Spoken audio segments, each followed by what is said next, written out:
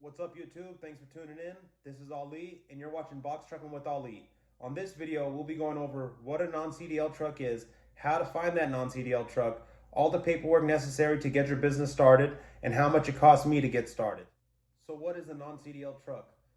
A non-CDL truck is a truck in which you don't need a commercial driver's license to drive. So you can have a Class C regular driver's license, the same license you use to drive your car. Nothing else, nothing special. But there are two requirements to drive that truck, or for that truck, I should say.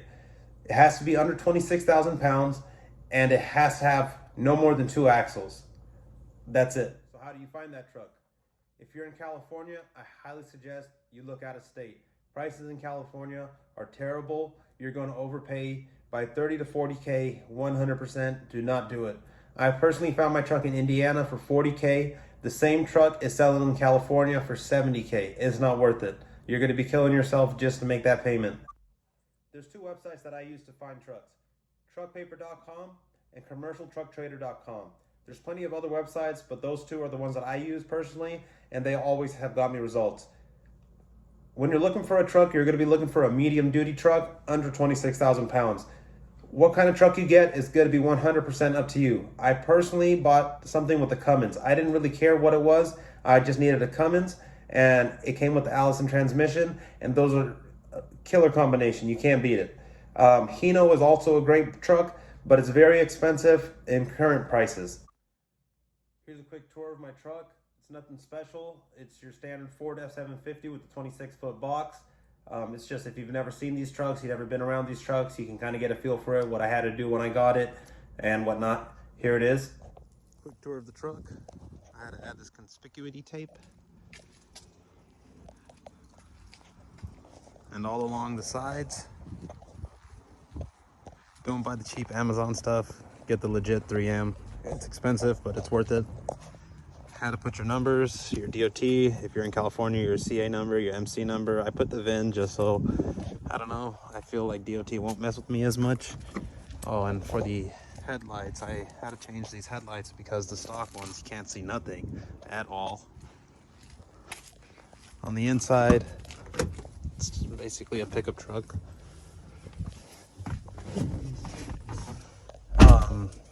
I have the Verizon ELD system with their camera system, helps on insurance. You need an ELD if you're driving over 150 miles from where you park your truck, which I do. So you may be asking, what is an ELD? An ELD is an electronic logging device. It's basically a logbook in which you track your miles and your hours. And you need that if you're driving more than 150 miles away from where you park your truck. If you stay within those 150 miles, you necessarily don't need an ELD. You just can't drive more than 14 hours.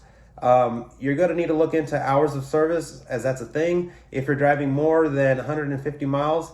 And even if you're not, you really need to know legally how much you should be driving, because if you get stopped by DOT, you definitely want to know your stuff. Now let's go over all the paperwork required to get your business started. You're going to need an LLC. You'll also need an EIN, which is basically your social security number for your business.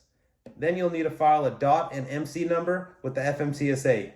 You'll also need to file a BOC3, a UCR, and an MCS 150. I personally use Motor Carrier Headquarter. That's a company, and they filed all my paperwork for me. I did that route. Personally, I didn't want to make any mistakes on the paperwork. Currently, it takes about a month to get your authority active, and any mistakes just delays that process, and I wanted to get started as soon as possible. I was able to afford the extra cost, so I went that way. If you want to file it yourself, those are all the forms that you'll need to file. It takes roughly about a month right now. If you make any mistakes, they're going to have to send your paperwork back. You're going to have to redo it, and who knows how long it's going to be delayed. Why did I buy my truck? There's three options when you're starting your business. You can either buy a truck, rent a truck, or lease a truck. If you're in California, it's almost impossible to buy or to do either of those, to be honest with you. You can't lease. There's no trucks available. You can't rent. There's no trucks available. If you're trying to buy a truck in California, they're going to put you on a wait list, and when they find them, you can maybe if you're lucky, you'll be able to find one.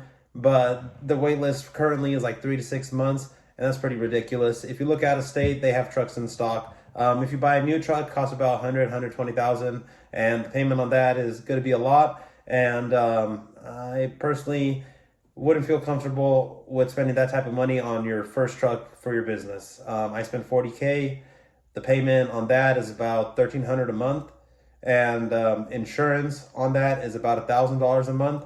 So my total truck cost about 2,300 a month, and that breaks down to about $73 a day, which is really not that expensive. If you were able to find a truck to rent, you're looking at just about $1,500 per week just for the rent payment, not including insurance. That's $6,000 a month just to rent that truck. I don't know how that makes any sense or why anybody would choose to do that route in current pricing, current market, this COVID-19 market, which is ruining all the prices. But buying the truck for me made the most sense. Total for the truck every month is about 2,300, and that includes insurance.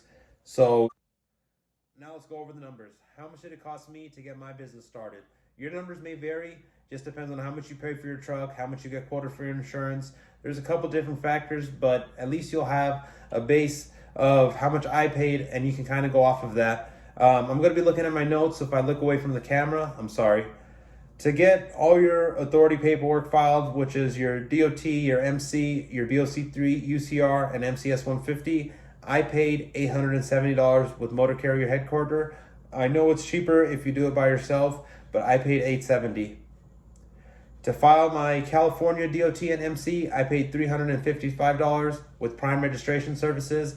I want to say it costs $300 if you file it by yourself, but it's worth the fee because she filed everything correctly. So total to get my authority, I'm at $1,255. My truck, I paid $5,000 down for a $40,000 truck with a 30-month term. That comes out to about $1,300 a month. You can find a more expensive truck. I'm sure you can find a cheaper truck. It just depends. That's what I paid. For insurance, my premium costs $13,000 a year. I got quoted as high as $40,000 a year. A lot of people say Progressive is the best company to go with. They will not insure a new driver out of California, not a new driver, a new authority out of California unless they have 1 year experience. So once I do have that 1 year experience, I plan to go with them. However, with my current provider, it costs $13,000 a year. I had to pay $2,500 down payment with $1,000 a month. California registration cost me $4,400. I made the mistake of when I bought the truck in Indiana, they asked me if I had a DOT number and if I wanted to provide it to not pay sales tax. And I thought that when I came to California, I could do the same, provide them with my DOT number, and I wouldn't have to pay sales tax. That's not the case. You have to pay sales tax one time or another. When you're buying the truck, do not provide a DOT number. Pay the sales tax. That way it goes into your financing. When I brought the truck back to California, I had to pay $4,400 cash to get the truck registered in California, pay the sales tax, and get my weight sticker of 26,000 pounds. So that total was $4,400. The trip back home cost me $1,200. That includes my hotels, all my food and fuel. And when I got back home, I did maintenance on the truck, which cost about $1,000. I did an oil change, transmission service, and I changed the fuel filters. So total to get my business started was about $15,000. It could be more, it could be less for you, but to get me started, it cost me $15,000. Next video, I'll be going over my first day driving, my first load, and how everything went. Thanks for tuning in. This is Box Trucking with Ali.